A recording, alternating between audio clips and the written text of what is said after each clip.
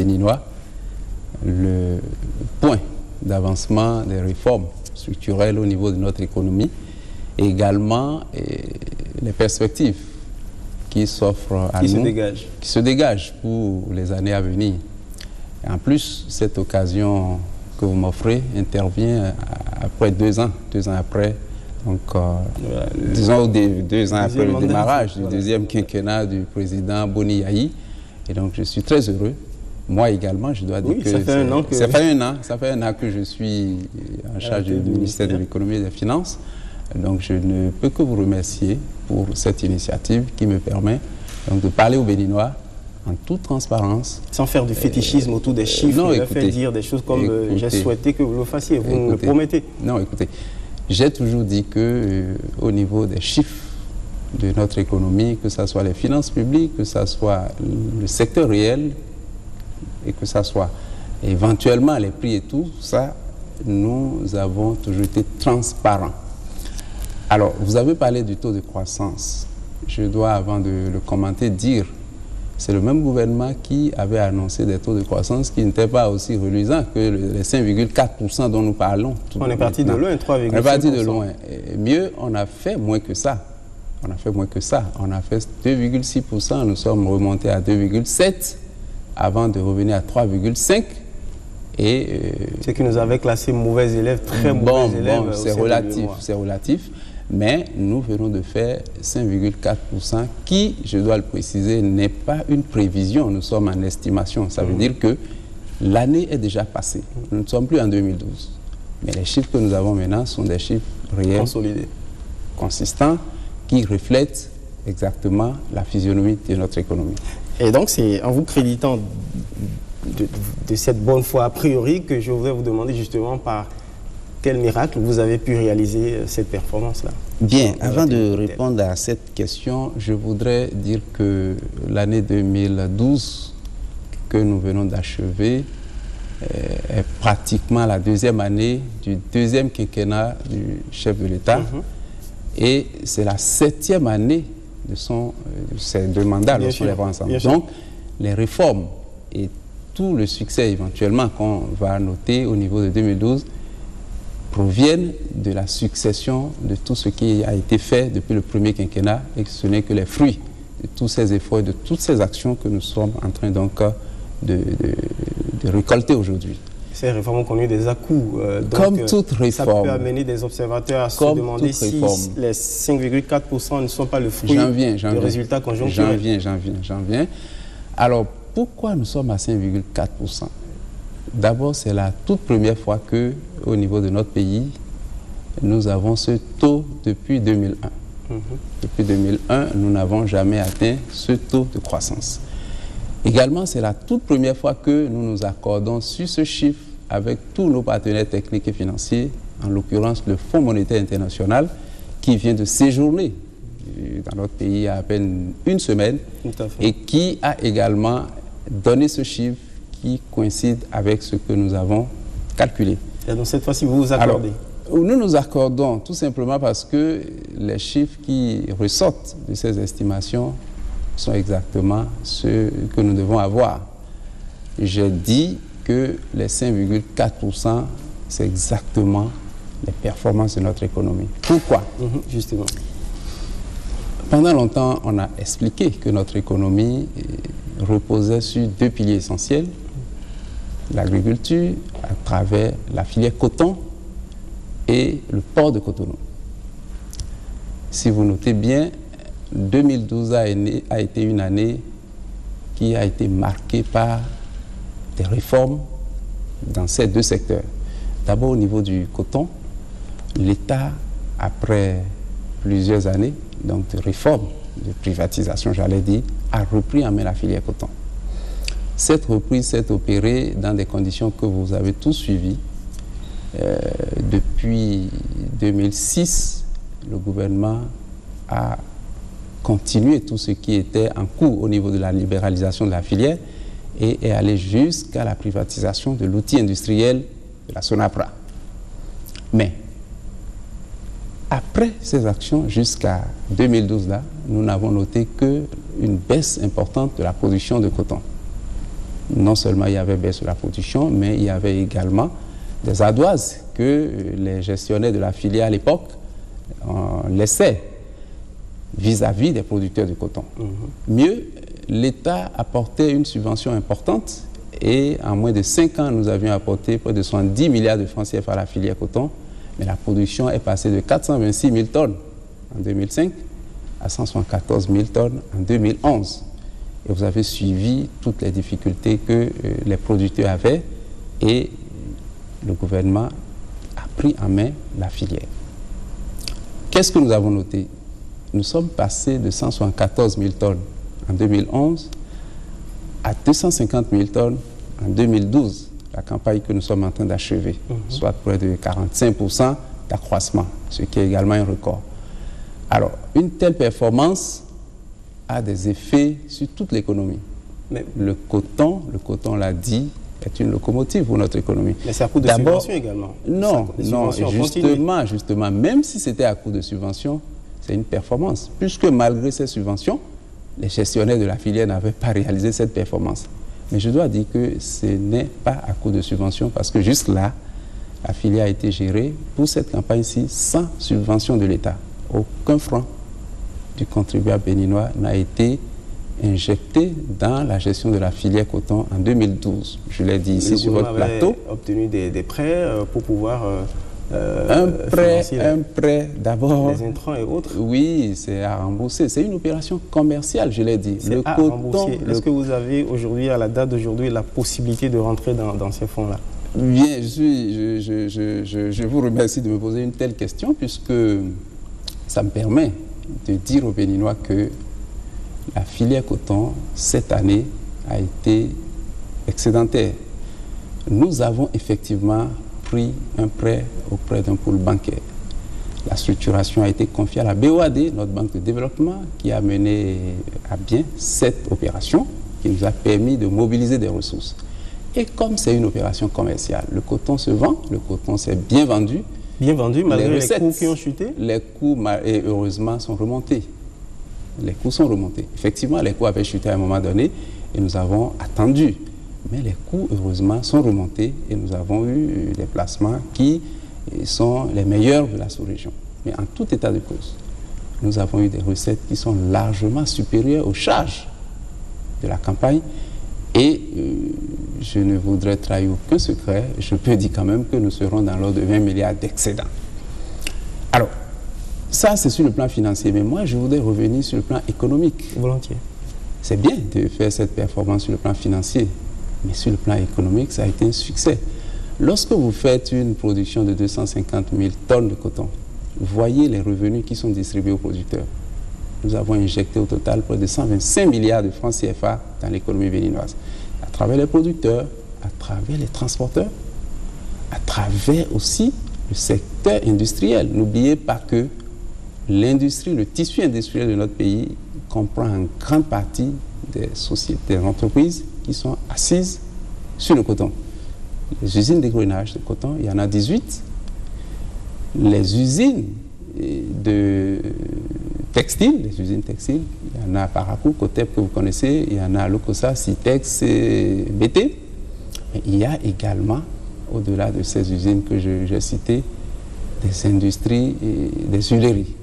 Donc, Fluidor par exemple, SHB, toutes ces entreprises ont eu de la matière première qu'elles n'avaient pas. Donc vous voulez cette campagne, justement, je voulais l'aborder. Vous avez pu sauver ces industries de la faillite? Absolument, parce que imaginez, il y a 1 an ou 2, Fluidor était sur le point de fermer par manque de matière première.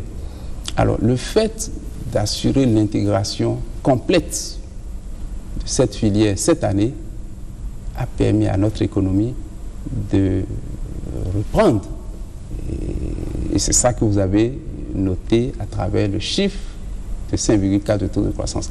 J'ai indiqué qu'au niveau donc des transporteurs, il y a eu beaucoup de revenus qui ont été distribués. Même le trafic au port, les exportations, c'est essentiellement le coton. Ça a boosté aussi le trafic au port.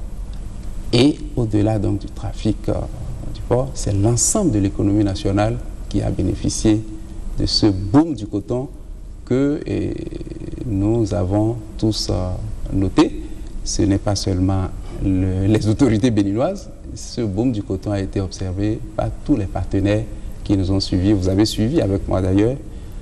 Le FMI est venu ici 6 fois en un an. Le Fonds monétaire international est venu 6 fois en un an. À votre invitation. Au lieu de à notre invitation, à l'invitation du gouvernement béninois, nous avons voulu tellement être vous étiez heureux de leur montrer vos performances. Mais, justement. oui, si vous permettez. Le deuxième volet que je voudrais aborder, le pilier pour notre économie, c'est le port. Justement. L'activité portuaire s'est redressée en 2012. Nous avons noté un accroissement du trafic de 10%, alors qu'en 2011, ce trafic avait baissé. Malgré la crise du PVI? Nous allons en venir. La crise du PVI nous a permis d'ajuster la réforme, de mieux la reprendre, et ça a également boosté le port. Le PVI tel qu'il était donc appliqué, qu'il était conçu, il a 4 volets au total. Le premier volet, c'était donc l'évaluation de la valeur en douane. Le deuxième, c'est le scanning, donc le suivi électronique des marchandises, du transit des marchandises. Le troisième, c'est la certification du poids, et tout ce qui peut être fait pour certifier le poids des marchandises. Vous comprenez que ça également, c'était... Ça pouvait donner lieu à des estimations hasardeuses et donc à des évasions. C'était un volet également très important du PVI qui était à l'époque donc sous le contrôle d'une société privée que vous avez tous suivi. Mais avec qui le gouvernement avait passé un contrat en bonne et due forme après un appel d'offres. Mais qu'est-ce qui a été observé par la suite? D'abord, les recettes douanières ont baissé. Je dois dire qu'en 2011, l'année où le PVI a été pleinement appliqué, nous avons enregistré 261 milliards de recettes contre une prévision de 304 milliards et surtout contre un montant de 278 milliards l'année d'avant, sans PVI. Lorsque nous avons repris, donc nous avons suspendu ou annulé le contrat, 2012 a été l'année où nous avons le plus fait de recettes douanières, au port en l'occurrence. Nous avons fait 322 milliards. Plus que par le passé. Non seulement plus que par le passé, mais c'est la toute première fois que nous enregistrons une recette douanière qui dépasse les 300 milliards. Ça suppose la confiance mise en cause par cet instrument est revenue. Par cet instrument, bien sûr, parce qu'au-delà des recettes douanières, tout le monde a suivi le tollé que le PVI, ancienne formule, avait soulevé.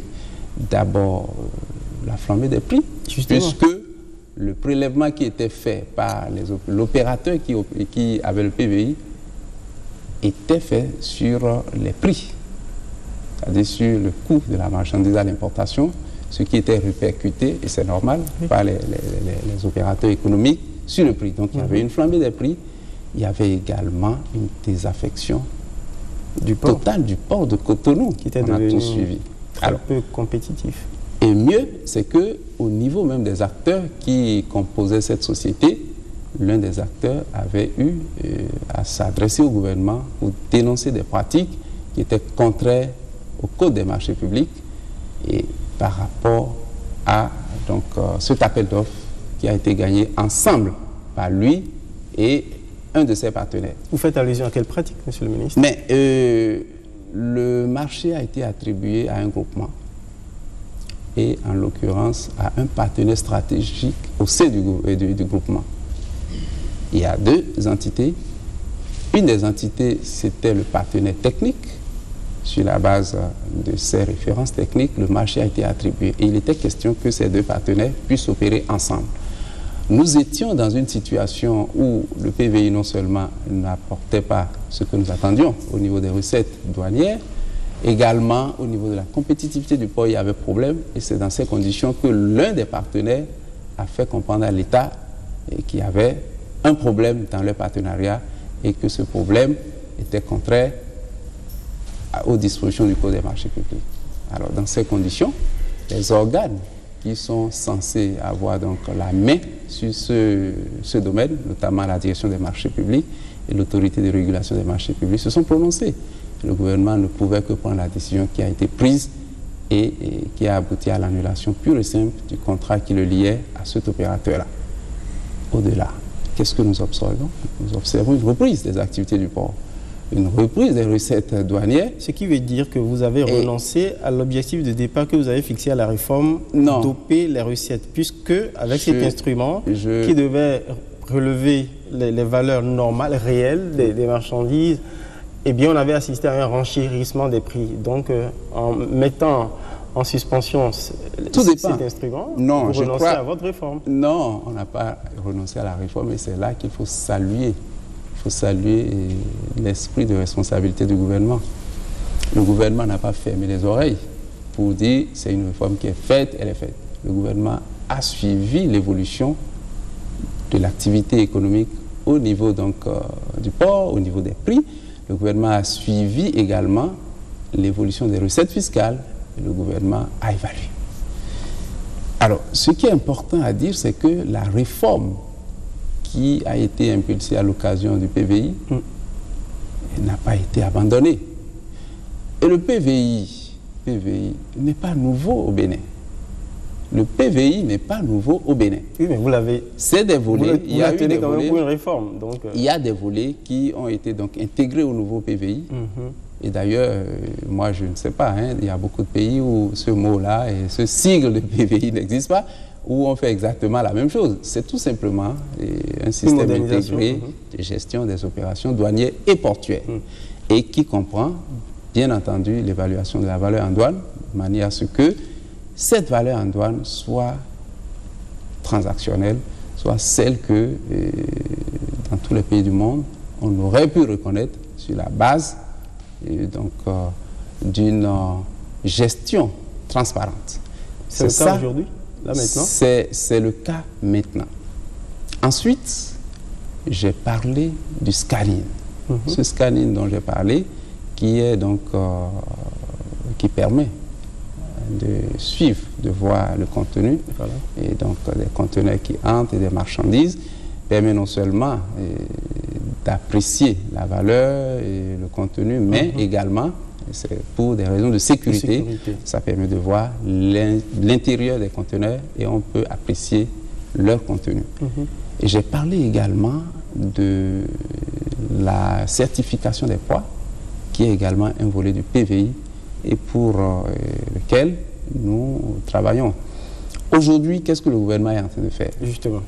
Première chose, le PVI, tel que nous l'entendons, c'est-à-dire le système intégré de gestion des opérations douanières portuaires, comprend les 4 volets.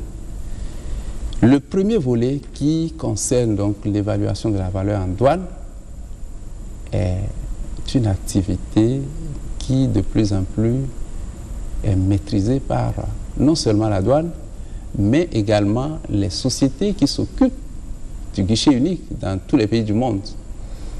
Aujourd'hui, notre douane a un logiciel de gestion informatique qui s'appelle le Sidonia++, qui est connu un peu partout dans le monde. Mais il y a une autre version du Sidonia++, qui est le Sidonia Awards, qui est beaucoup plus performant et vers laquelle nous sommes en train d'immigrer.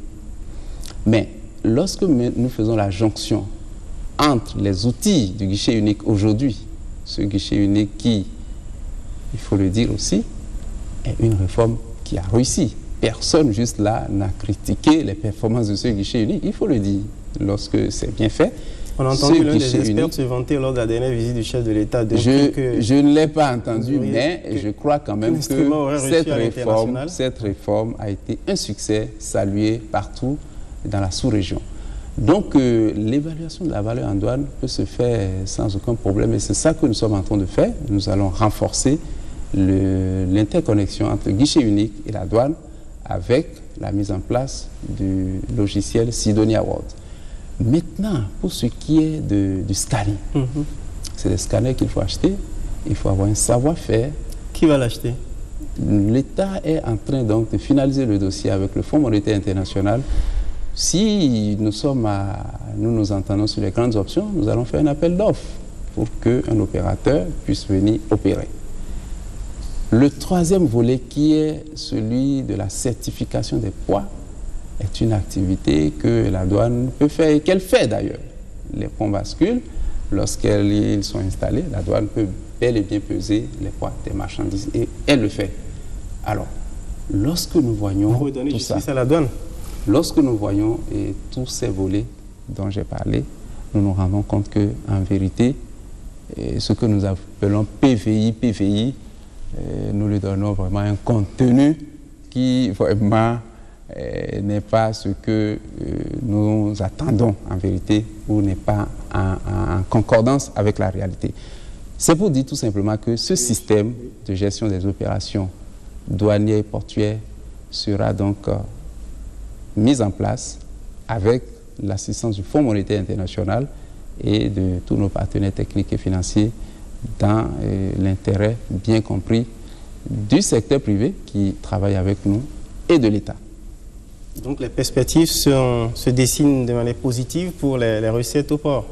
Oui, pour écoutez, les années à venir. Pour les recettes au port, je suis très bien placé pour vous en parler. Il n'y a rien de définitif. Pourtant, mais je vous ai dit, attendez, je vous ai dit que les recettes se sont accrues en 2012. C'est une tendance lourde? Vous savez, les recettes douanières sont basées sur quoi? Sur les importations. Oui. Donc, lorsque vous regardez les recettes tout simplement pour apprécier, vous vous trompez. Nous sommes au-delà des recettes. Nous regardons l'économie et nous nous rendons compte que les importations qui passent par notre pays ou les importations que notre économie génère permettent donc d'avoir les recettes que nous attendons. Mieux, ce taux de croissance que nous venons d'observer est donc un signe qui montre que la relance est vraiment là. Nous devons accompagner cette relance et je pense que lorsque nous allons nous revoir ici, dans quelques mois, nous allons faire le point de comment les recettes se sont portées pour le moment. Nous sommes en 2013. Le premier trimestre qui vient de s'écouler montre que les recettes sont en conformité avec les prévisions que nous avons eu à faire et ça dure depuis des mois. Alors, je pense que nous devons être très confiants sur ce que nous faisons. L'essentiel est de pouvoir corriger les erreurs lorsque nous mettons en place des réformes et que nous notons qu'il y a des problèmes de gouvernance, par exemple. Il faut avoir l'esprit de responsabilité pour mettre fin à ces réformes. C'est ce que le gouvernement a fait et ça ne peut être que salué. Une question rapidement pour continuer sur les performances et les réformes structurelles. Que devient la société avec laquelle le gouvernement avait passé le contrat du PVI? Bon, écoutez, c'est une question... Que deviennent vos rapports? Écoutez, monsieur Sounouveau, c'est une question à laquelle je ne saurais apporter de réponse. Le gouvernement a un contrat avec une société, le contrat n'existant plus, je ne sais pas quel... Totalement exclu de ce marché-là. Non, à ce niveau, il n'y a même pas de commentaire à faire, puisque le seul lien qui lie le gouvernement à cette société, c'est le contrat. Si le contrat n'existe pas, comment le gouvernement va avoir des rapports avec cette société? Je n'ai pas connaissance. 250 000 tonnes de production réalisée pour le coton. Comment se dessine la prochaine campagne? Très bien. La prochaine campagne a commencé déjà, puisque nous sommes au mois d'avril. Et comme vous l'avez suivi, la campagne qu'on vient d'achever, ou qui est en cours d'achèvement, nous l'avons démarrée dans des conditions difficiles. Ces conditions qui ne nous ont pas permis de mettre en place à temps les intrants, nous ne souhaitons pas les revivre. Et c'est pour ça que le gouvernement a anticipé en s'attelant rapidement et de façon diligente à acquérir les intrants, déjà que nous avons un stock de la campagne précédente qui nous permet de faire face aux premiers besoins. Et nous pensons qu'avec la diligence qui a été accomplie par le gouvernement, nous aurons les intrants. Déjà, le financement bancaire ne nous a pas fait défaut. Les banques ayant noté les performances de la campagne qui s'écoule n'ont pas eu du mal à venir nous accompagner pour cette nouvelle campagne. Donc, le crédit qu'il faut pour la mise en place des intrants a été obtenu nous sommes en train d'avancer pour que ces intrants soient mis en place le plus rapidement possible et à temps, de manière à avoir des rendements qui permettent d'avoir une production peut-être 2 fois plus importante que celle qu'on a eue la campagne précédente. Mais nous souhaitons avoir une campagne normale et telle que les choses sont orientées, cette campagne sera normale et aura plus de succès que celle qui est en train de s'achever.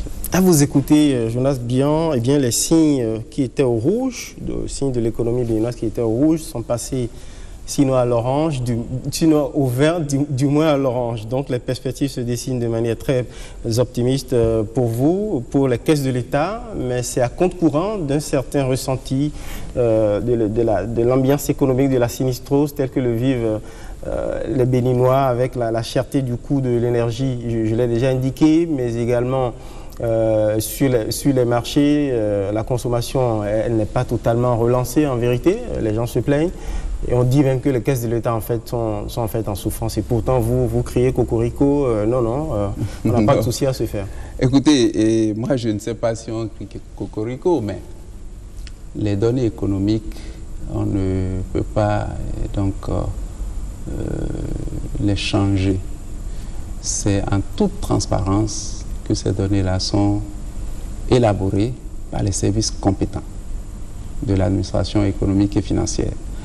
Non seulement on ne peut pas donc les manipuler, mais on ne peut pas s'amuser à les interpréter dans le sens que nous voulons. Bien. Les 5,4% de croissance obtenus reflètent effectivement l'évolution récente de notre économie. C'est vrai que l'opinion que nous ressentons parle de morosité, c'est vrai. Mais lorsque nous faisons l'enquête de conjoncture, notre ministère, le ministère de l'économie et des finances, fait une enquête de conjoncture au niveau des chefs d'entreprise, le solde d'opinion des chefs d'entreprise n'est pas ce que nous entendons. Ceux qui ont les marchés publics, c'est ça?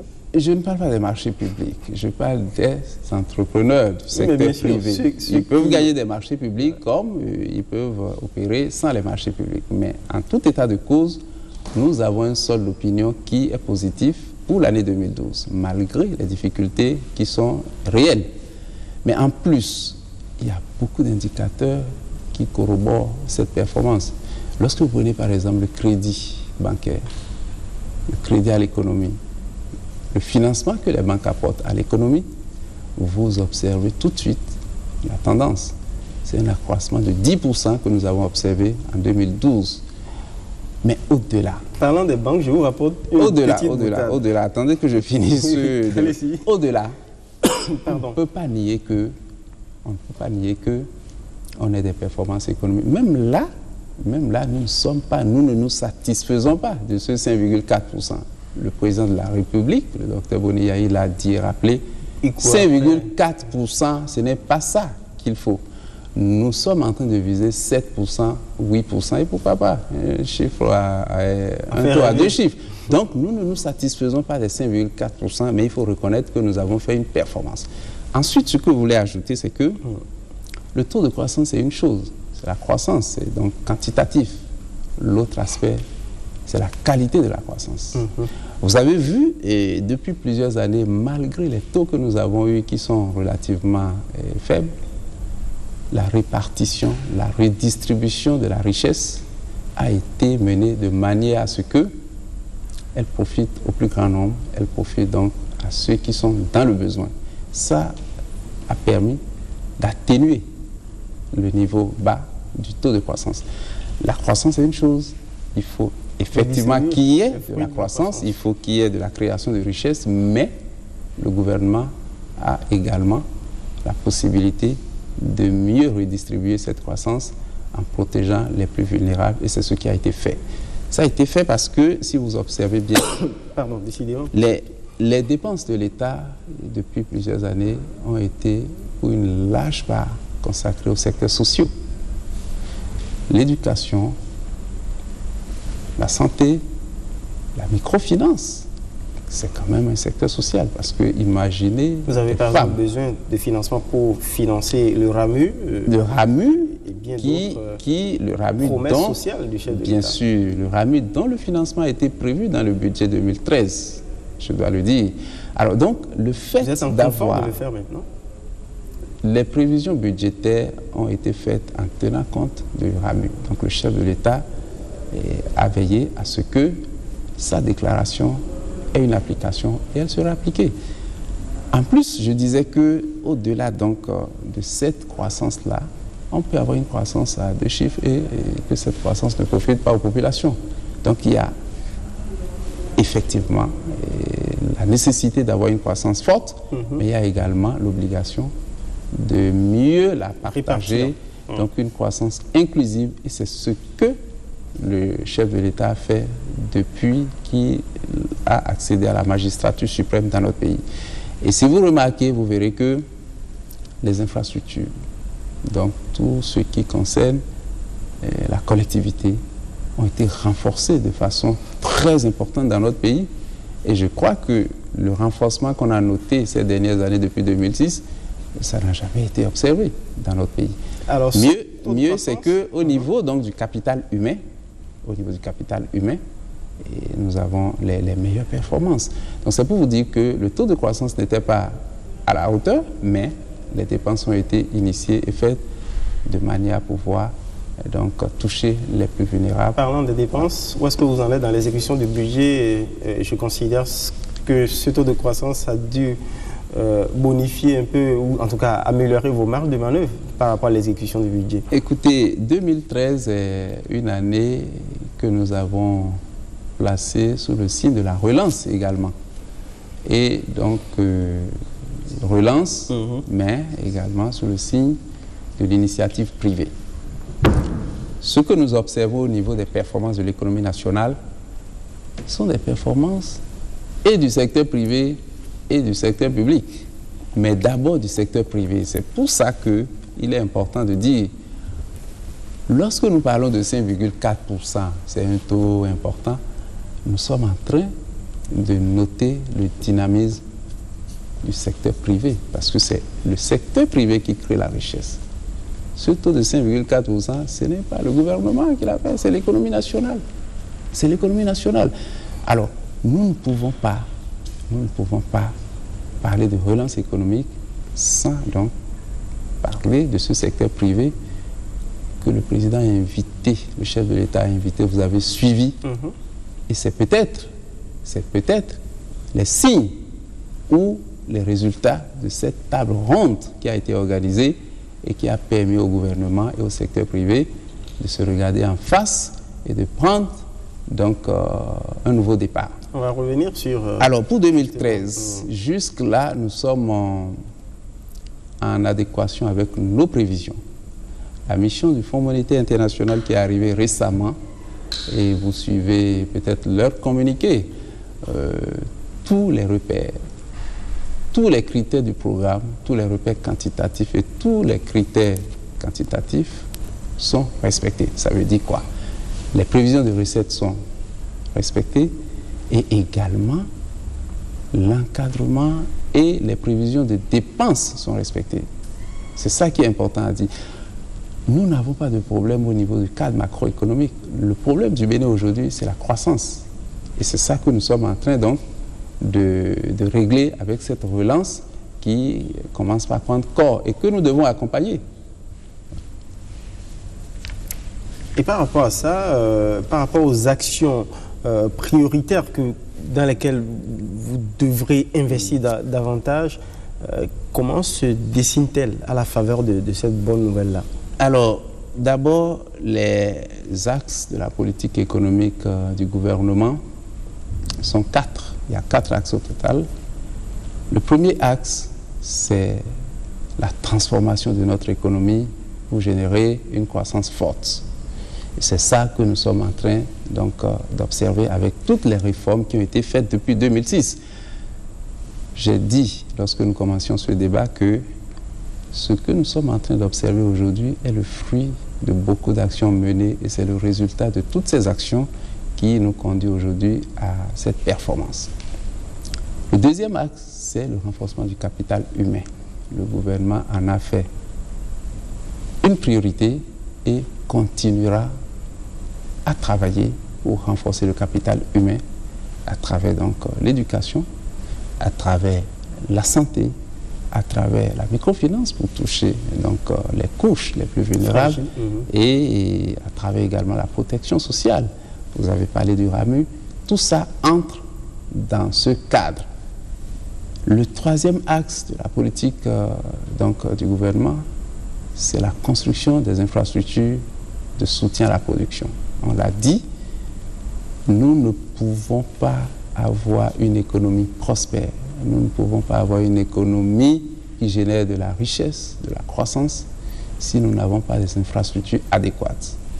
Au niveau des transports, les routes, vous voyez bien ce qui est fait, les chantiers qui sont ouverts depuis plusieurs années et qui se poursuivent.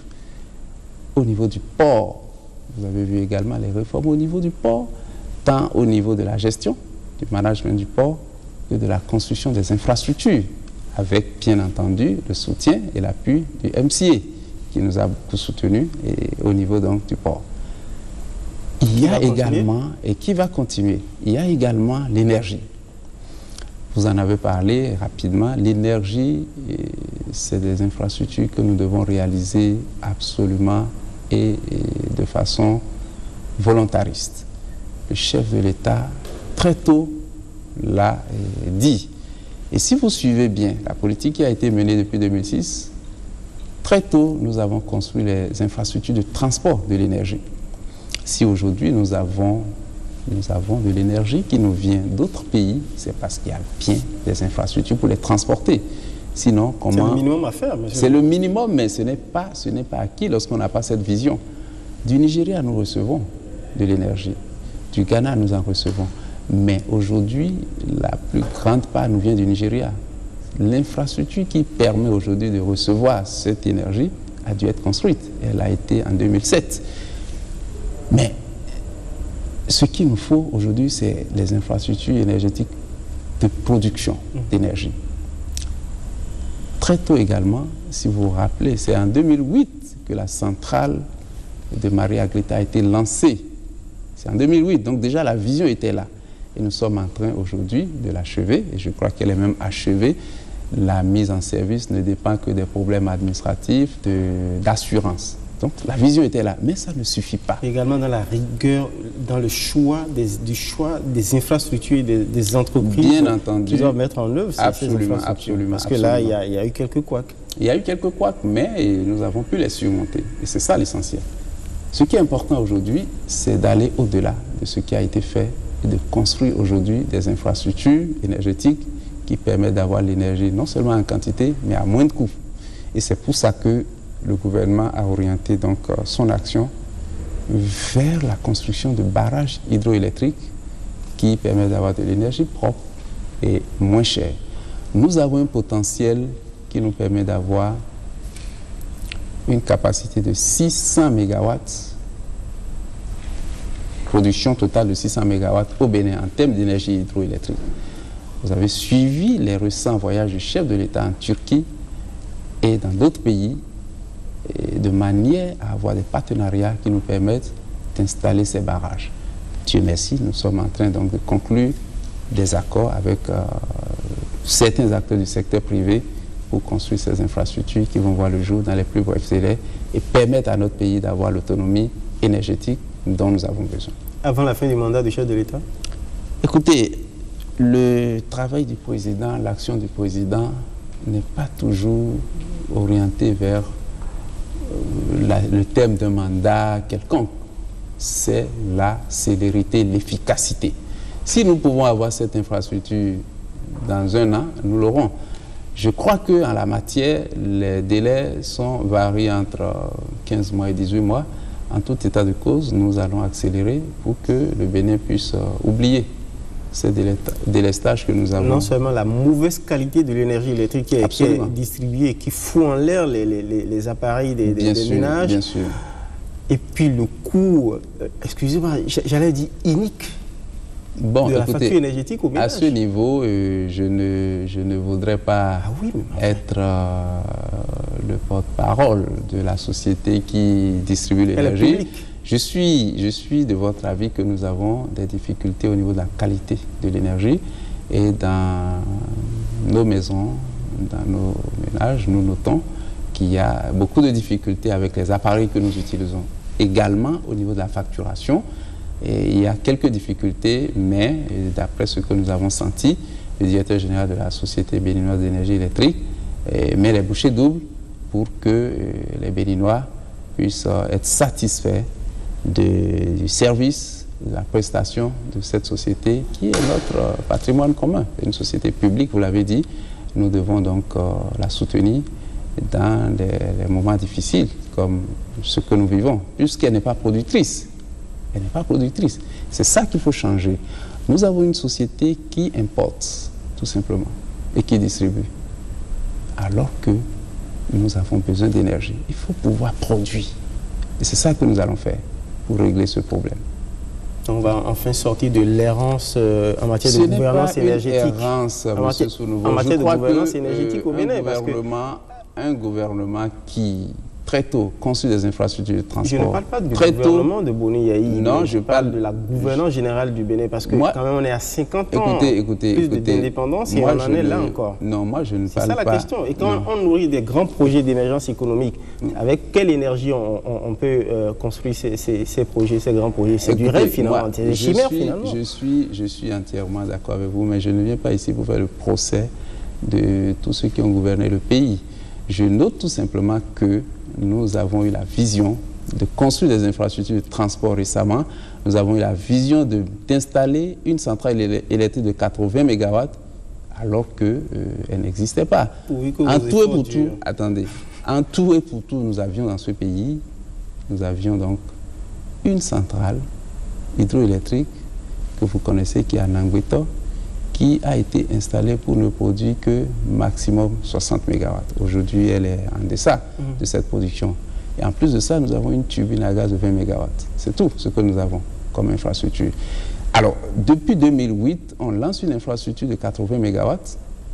Et en plus, on construit les infrastructures de transport sans pour autant oublier la nécessité de construire des infrastructures de production d'énergie à travers les barrages hydroélectriques. Je crois que... On a envie de dire, pourvu que ça dure, que l'effort ne se relâche pas et qu'on prenne le risque. Cet effort, nous devons le faire ensemble. Que ce soit le gouvernement ou le secteur privé, nous devons le faire ensemble pour sortir notre pays de cette situation. Vous me passez le mot, des efforts qui doivent être faits de redressement économique, de relance économique avec le secteur privé. Tout récemment, le gouvernement a essayé de renouer le dialogue avec le secteur privé à travers ce qu'il est convenu d'appeler le partenariat public-privé. Au lendemain de cette grande messe que le chef de l'État a baptisé du plus grand jour de sa vie, hélas, au lendemain de ça, rien. Non, écoutez, je crois que... Qu'est-ce que vous avez décidé de faire ensemble, finalement, avec le secteur privé? Tout le monde a suivi cet événement, non seulement dans notre pays, mais partout dans le monde. C'est une première. Je dois rappeler le contexte. Vous vous rappelez, le chef de l'État a d'abord reçu les acteurs du secteur privé plusieurs fois pour écouter, pour savoir quelles sont leurs préoccupations. Et c'est après ça qu'il a pris cette décision courageuse d'organiser cette table ronde qui, je dois le dire, merci de le rappeler, a été présidée en personne par lui pendant 3 jours. J'y étais, pendant 3 jours. Donc on s'attendait au lendemain. Alors, il a dit, le Conseil des ministres qui devait suivre les actions. Attendez. Lorsque nous avons fini cette table ronde, vous étiez là, je suppose, vous avez suivi au moins. Je vous ai reçu. Vous avez vu, vous m'avez reçu sur votre plateau, vous avez vu comment, dans notre pays, nous sommes capables de faire du miracle, de voir tous ces acteurs du secteur privé avec le chef de l'État, les acteurs de l'administration, se dire en face ce que chacun ressent. C'est déjà quelque chose d'inédit. C'est l'effet conférence nationale. Ensuite, conférence nationale bien sûr, mais dans la sphère économique. Ensuite, le secteur privé a exigé que nous ayons un comité pas une commission, mais un comité de suivi qui soit paritaire et qui soit nommé selon une procédure donnée. Ça a été fait. J'ai l'impression que vous ne le saviez pas. Non, est-ce que ça a été rendu public? Donc ça a été fait. Le décret qui crée cette commission a été pris en Conseil des ministres, comme le secteur privé l'a demandé. Et ce comité-là comprend autant de membres du secteur privé que de membres du secteur public. Mais il n'y a pas que ça. Lorsque je vous ai parlé du taux de croissance, de quoi ça provient, vous croyez? Vous croyez que le taux de croissance vient d'une décision du gouvernement? Non. Ce n'est rien d'autre que la création de la richesse des entreprises qui sont d'abord privées. C'est cet effet-là de la table ronde que nous sommes en train de sentir. Mais non, attendez, ça c'est quand même évident. C'est évident. Et je vous ai parlé du solde d'opinion des chefs d'entreprise qui est devenu très positif. Nous sommes en train de suivre ces indicateurs. Je ne crois pas que la table ronde soit venue comme ça pour juste régler un problème ponctuel de dialogue, mais mieux. Nous avons, avec le secteur privé, discuté pendant longtemps. Je suis bien placé pour le dire parce qu'il y avait beaucoup de questions qui concernaient la fiscalité. Depuis cette table ronde, jusqu'à aujourd'hui, nous avons tenu 11 réunions avec le secteur privé. Le secteur privé représenté par ses premiers responsables. Ils ont fait des propositions fiscales qui ont été examinées avec les cadres du ministère de l'économie et des finances et des autres administrations concernées. Et ces propositions-là, avant même que le comité paritaire ne soit créé, ces propositions avaient été déjà travaillées et elles ont fait l'objet d'un rapport qui sera versé aux travaux du comité paritaire qui va les examiner pour qu'une décision soit prise. Mieux, nous parlons des infrastructures tout à l'heure, énergétiques et autres. Ces acteurs du secteur privé sont tous dans la dynamique de soutenir le gouvernement, de soutenir l'État et de soutenir l'économie nationale pour la construction de ces infrastructures. Il fallait cette table ronde pour que la confiance renaisse. Et la confiance est là. Je n'ai pas entendu d'autres commentaires du secteur privé que je reçois d'ailleurs tous les jours. Oui, mais enfin, ils n'ont pas coutume à monter au créneau comme les syndicats pour gêner ou se plaindre. Non, attendez. Il est important de le dire, puisque le succès de la table ronde, ce n'est pas en venant, je ne sais pas, sur les chaînes de télé pour dire que la table ronde a été une réussite. C'est pas ça. C'est les effets. Et les effets sont là. Parce que j'ai bien peur que moi, je crois que qui avait été énoncé soit finalement rangé dans le registre de catalogue de mesures ou peut-être de mesurettes, parce que jusque-là, on en attend de façon ce que moi je viens de vous dire, est clair, c'est vérifiable. Oui, il n'y a rien qui soit... Ils ont participé à la croissance. Je veux bien, monsieur le ministre. Alors, ils ont participé à la croissance. Ils ont été à tous les rendez-vous que nous avons eus dans le cadre des mesures fiscales. Au dialogue, au suivi des propositions, de la mise en œuvre des propositions, mais jusque-là, aucune mesure. Vous continuez de réfléchir ensemble. Non, et je vous l'avais rappelé, j'étais venu ici pour le budget. Vous vous rappelez? J'étais venu pour le budget. Et quand je parlais des propositions fiscales, vous auriez remarqué que dans le budget 2013, il y a beaucoup de propositions fiscales et de mesures. Non, attendez, ce n'est pas des cadeaux. Et de mesures qui, en vérité, provenaient de nos discussions avec le secteur privé. C'est important de le dire. Alors, tout ce qui a été fait, on ne peut pas donc passer ça comme ça pour dire rien n'a été fait. Je ne crois pas que ce soit l'avis du secteur privé. Ce que vous venez de dire n'est pas l'avis du secteur privé. On aura l'occasion de les entendre à coup sûr sur en tout cas la perche que vous leur tendez ou les incitations, les mesures incitatives que vous leur offrez pour les aider à participer effectivement à la relance économique du Bénin.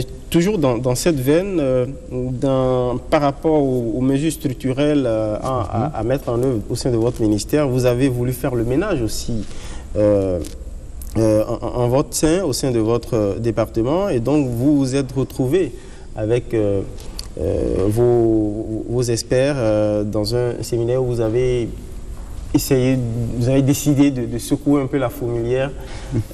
Qu'est-ce qu'on peut attendre de cette rencontre? Merci de me poser cette question. Vous savez, le ministère de l'économie et des finances est un ministère qui est beaucoup en rapport avec les usagers. au-delà donc de la gestion des finances publiques et tout, nous avons une mission également de service public, des prestations qui sont donc offertes donc au grand public. Regardez par exemple la douane, elle est en rapport avec les opérateurs économiques directement. Les impôts, c'est la même chose. Le Trésor, exactement, c'est même une banque aussi, si vous concevez certains aspects de ces attributions. Alors, ce que nous notons, et également les autres administrations, les autres structures de l'État sont étroitement en contact avec le ministère des Finances. Ce que nous observons, c'est que beaucoup de gens, et la plupart, même à l'intérieur de notre administration, et les usagers ont des griefs sur le comportement de façon globale du ministère de l'Économie et des Finances, sur des aspects bien précis. Un seul exemple. La misère faite aux retraités. Je suis tout à fait de votre avis. Et nous avons donc pensé que il n'est pas normal que dans un pays comme le nôtre, où déjà nous avons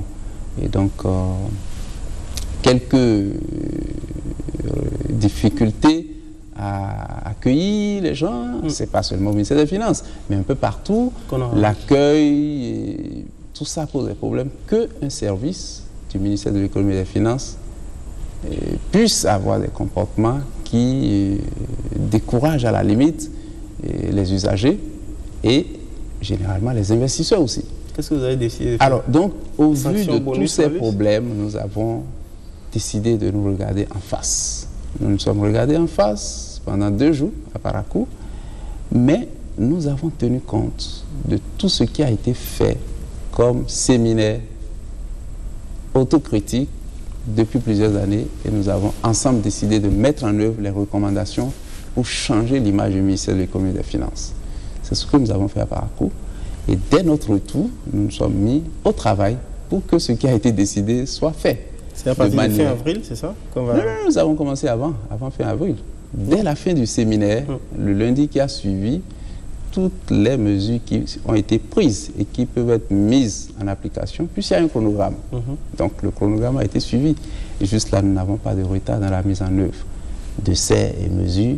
Le grand public va le noter dans les semaines à venir, de manière à ce que cette image-là du ministère de l'Économie et des Finances change pour le bien-être de nos compatriotes. On l'espère bien. Monsieur le ministre, 52 minutes de télévision, ça passe vite. Je trouve quand il est question d'aborder le bilan économique des 2 ans du deuxième mandat du chef de l'État, ça va très vite, mais je suis sûr que, parlant d'attente du côté du ministère des Finances, mes collègues de l'ORTB ne me pardonneraient jamais de finir cette émission sans évoquer la lancinante et fatidique question de la convention, de leur convention collective dont ils attendent depuis que le chef d'État leur a promis que cette question, qu'il est d'accord, que désormais leur convention collective sera signée pour les sortir de la précarité, et bien qu'ils attendent indéfiniment et que jusque-là, monsieur le ministre des Finances, Jonas Biyan, vous ne leur offrez aucune perspective immédiate.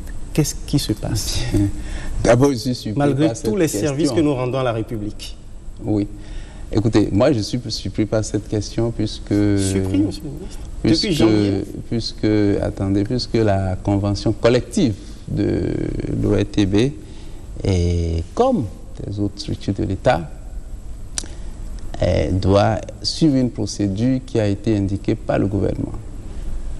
Toutes les sociétés d'État, sociétés et offices d'État, il a été demandé qu'une commission soit mise en place pour examiner les conventions collectives.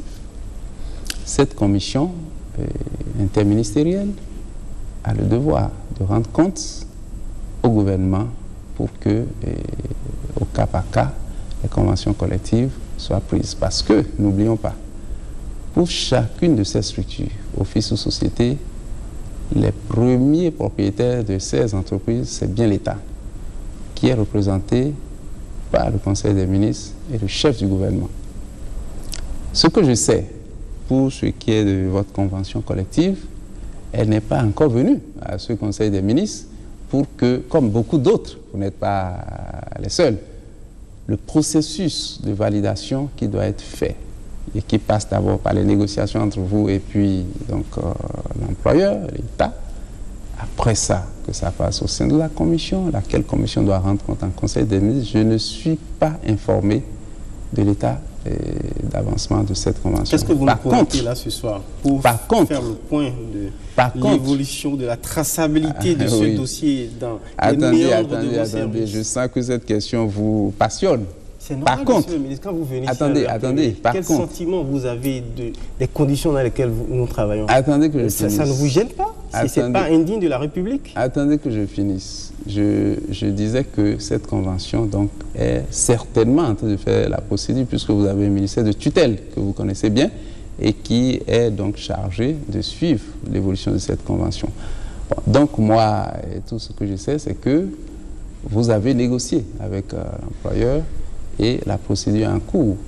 Et vérifions, nous allons vérifier.